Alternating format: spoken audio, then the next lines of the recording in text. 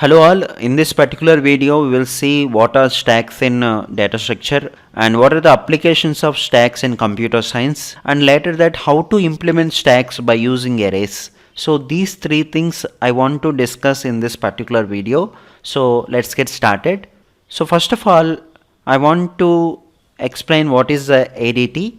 So ADT stands for abstract data type, which will only concentrates on what operations can be performed on that particular data structure, but it won't care about what is the implementation or how to implement those particular operations. So this is focuses on only abstraction, not the implementation. Okay, that is what the abstract data type, the definition is. And the stack ADT is a LIFO data structure. LIFO means lost in first out, or LIFO. Some may say LIFO or some may say LIFO, whatever the pronunciation is. So some may say philo, first in lost out. These two things are same only. So what does it mean? If an element added recently, that element should be deleted. Okay. So whatever the element which is lastly added, that element will be removed first. That is the meaning. So this is the correct definition. So whatever the element which is lastly added, that will be deleted first. That is the meaning of LIFO or philo. Philo means first in last out. So whatever the element which is added first, that will be lastly taken out. So it's like a stack of plates where you can only access the top of the plate, only access the plate which is present at the top, not the below plate, not the beneath the plate. Okay, so that is the meaning of it. So as far as stack data structure is concerned, only one opening will be present. That opening we call it as top.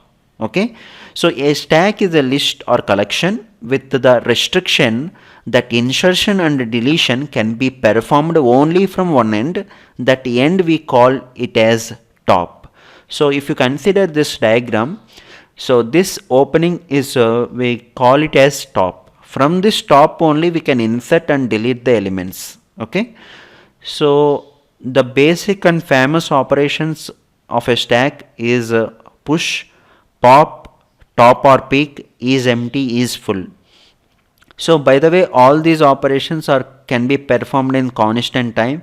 So the worst case time complexity for these operations would be order of 1.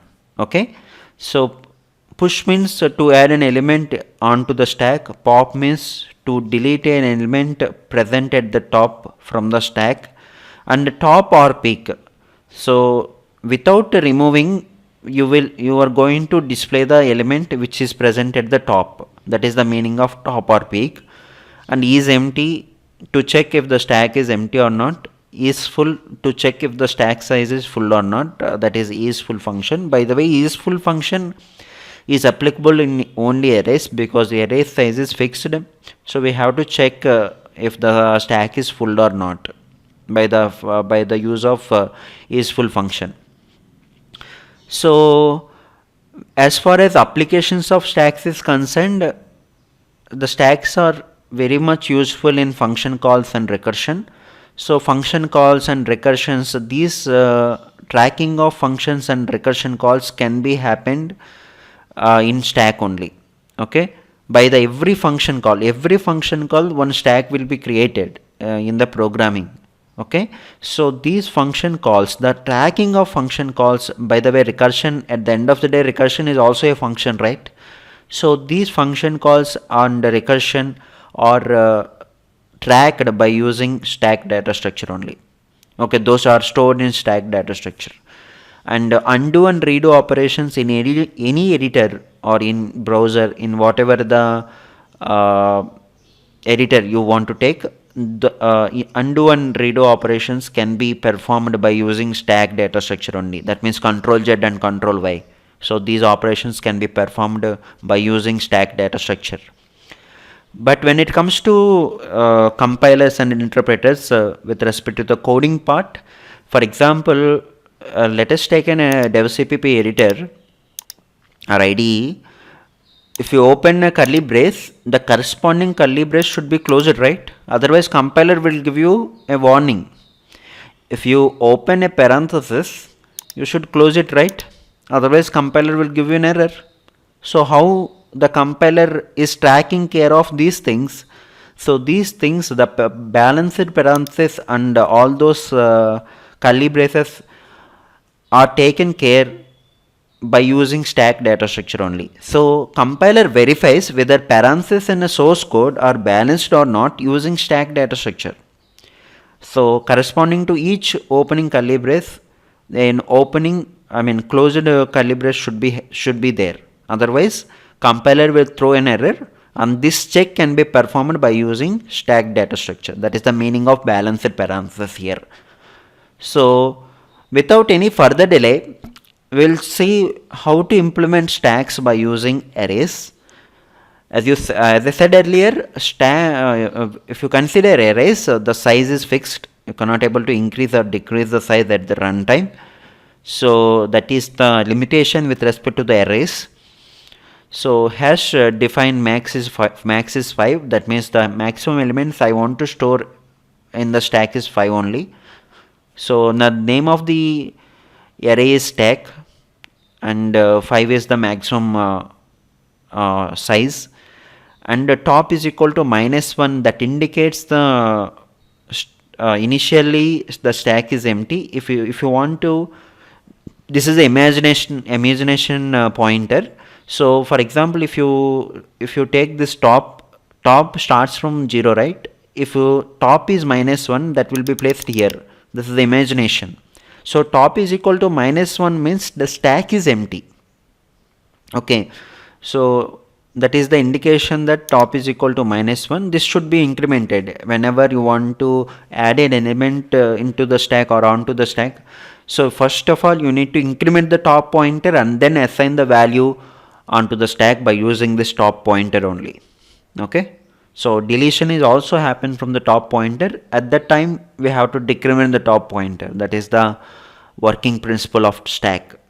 Instead of going through each and every line of the code, I will show you the code directly. I will take the main function, how the function calls can be happen in this particular code. By the way, we have different operations in stack. One is empty, another one is full, another one is push, another one is pop, and lastly peek. Without removal, you want to display the top element, you can use this peek function and display function. To traverse all the elements of a stack, we are using display. Okay, these are the different operations in stack. We will see all of the operations one by one. First of all, we'll go to main function. This is the driver code. So what is driver code? Compiler will start the execution from the main function itself, right? So first of all, push 10. That means I'm calling push function with 10 as a parameter. So 10 is passed to the push function. Now compiler will go to the push function definition. Now inside that we have to check if the stack is full or not. If stack is full, you cannot able to push the element, because the stack size is limited with respect with if you are using arrays, the stack size is limited. First of all, is full function. How to check if the stack is full or not? So top is equal to max -1. So for example, for every element insertion, top will be incremented, right? For example, in this condition the stack is full. So 1, 2, 3, 4. That means 4 elements are already there. Yeah, so top is equal to max -1. So by the way, I have taken only 4 here. So max size only 4 with respect to this diagram. Please note this point. So 4 minus 1 means 3. So top is also pointing to 3. Max -1 is also 3, right? So in this case, you cannot able to insert an element because the stack is full. So how to check the stack? How do we check if the stack is full or not? By using a condition called if the top double equal to max -1. So max, if you in this code, the max size is 5, so the index will stop at the fourth index only. 0 to 4 are the maximum indices. Okay, so if a top is at fourth location, that means the stack is full. You cannot able to insert an element with respect to our code, right? So check that. So push 10 is called. I have taken one simple example. Push 10 is called. Initially top is equal to -1. So top is equal to max -1. Is -1 double equal to 5 minus 1? Is -1 double equal to 4? Condition false. That means stack is not full. We can able to add the elements onto the stack, right? So then in this case, increment the top value and then assign the value. So incrementing of the top pointer should be happen first. So stack of plus plus top, this is the pre-incrementation. First increment the top value and then assign the value into the stack or onto the stack, right? So as far as diagram is concerned, first increment the top value. So -1 plus 1, so 0, right? So top will be at the 0th index. Now then assign the value. So 10 will be assigned at the 0th index. So correspondingly or similarly, we have called push of 20 and push of 30. Similarly, 20 and 30 is added onto the stack. Now top is at the last element, that is the recently added element, that is at the second location. Now this is how the push operation can be happened. Now I am displaying the whatever we have added so far, those elements should be displayed by the help of a display function. So display, we need to traverse the entire array and we need to display each and every element. For this purpose I am using a user defined function called display. So display, first check if the stack is empty or not. If a stack is empty, then there is no elements to be displayed, right? So first is empty. How to check if stack is empty or not? So if a top is still pointing to the -1, then it means the stack is empty, right? So go to the isEmpty function and check if that particular code is written or not. So inside isEmpty, return top double equal to -1. But in our condition, the top is pointing to the second index, right? So that means top value is 2. Is 2 double equal to -1? The condition false. That means the stack is not empty. There are some elements in the stack, right? Now go to the display function. isEmpty returns false here. The stack is not empty, and displaying the stack elements, first we have to traverse the loop. For loop variable I am taking I. By the way, you can take any loop variable. Generally people will say I, j, k, these are the loop variables, but you can take any of the variable of your choice. So I is equal to top, that means I is assigned with 2 value, right? Top is pointing to the second location, right? So I am writing a condition. I mean I initialized I with the top value. So I is 2 now. Is 2 greater than or equal to 0? The condition true. Now stack of 2. What is stack of 2 value? 30 will be displayed. Now then we have to decrement I minus. So 1 will be the I value. 20 will be displayed. Then 0. Then -1. So is -1 greater than or equal to 0? No. Then we have to come out from the loop. So that is how the display function works, right? Then we have to see the other functions, right? Like pop or peek, right? Pop means we have to delete the top element. So pop function we will see. First of all, check the condition if the stack is empty or not. If stack is empty, then no elements to be pop, right? So how do we check if the stack is empty or not? Top double equal to -1. Just now we have checked that condition, right? So the top value is 2. Is 2 double equal to -1? No. That means the stack is not empty. Then return stack of top and then decrement the top pointer. So this is post decrement. So first of all, assign the top stack of top. So what is the stack of top value? Stack of top value is 30. So 30 will be removed. 30 will be returned and it will be displayed. Then decrement the top pointer. So 30 will be removed. The next stack value is top will be decremented to the first index. That means 30 got removed here.